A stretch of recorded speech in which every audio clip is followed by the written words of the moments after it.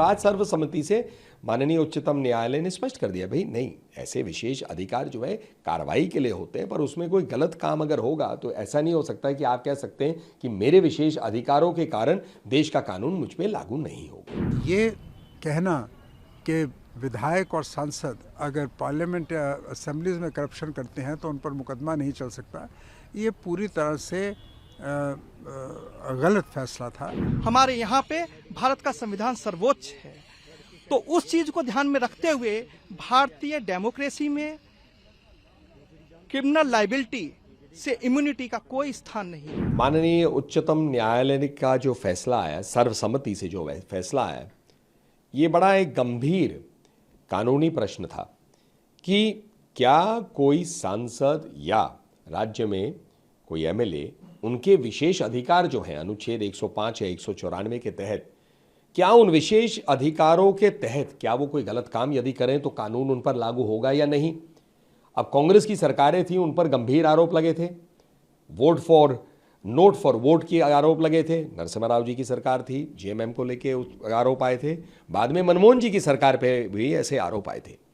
तो प्रश्न ये था कि जो घूस लेने की या देने की प्रक्रिया हुई या जो आरोप थे, क्या वो विशेष अधिकार कार्रवाई को रोक पाएंगे, जो देश के कानून की कार्रवाई है उसे रोक पाएंगे या नहीं। और आज सर्वसम्मति से माननीय उच्चतम न्यायालय ने स्पष्ट कर दिया, भाई नहीं, ऐसे विशेष अधिकार जो है कार्रवाई के लिए होते हैं, पर उसमें कोई गलत काम अगर होगा तो ऐसा नहीं हो सकता कि आप कह सकते हैं कि मेरे विशेष अधिकारों के कारण देश का कानून मुझ पर लागू नहीं होगा। मैं मानता हूं कि ये ऐतिहासिक फैसला है, सार्थक फैसला है, संविधान की मर्यादा और लोकतंत्र की मर्यादा को सशक्त करने वाला फैसला है।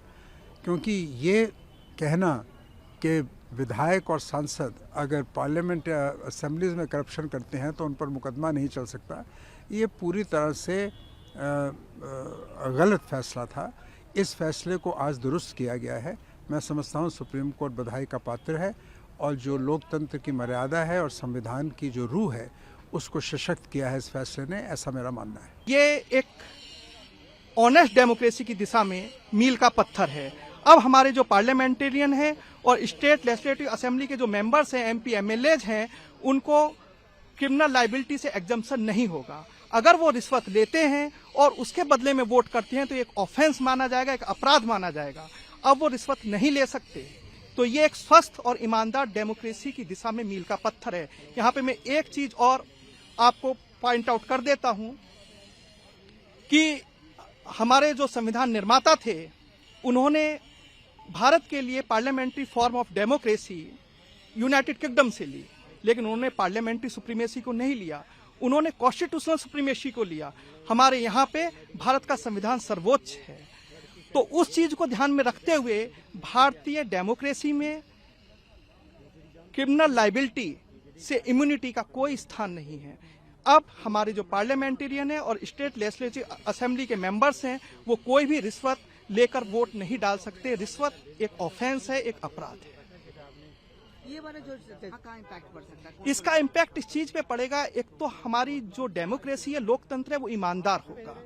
अगर जनता के मुद्दे एक तरह से जो राज्य की विधायिका हैं, जो स्टेट लेजिस्लेटिव असेंबलीज हैं और जो हमारी संसद है, ये एक लोकतंत्र का मंदिर है। तो यहाँ पे जो हमारे चुने हुए प्रतिनिधि जनता के मुद्दे उठाते हैं, वो ईमानदारी से जाके किसी भी चीज के लिए वोट करेंगे। वो ये नहीं है कि बाहर जाके उन्होंने कोई रिश्वत ले ली और फिर जाके वोट कर दिया।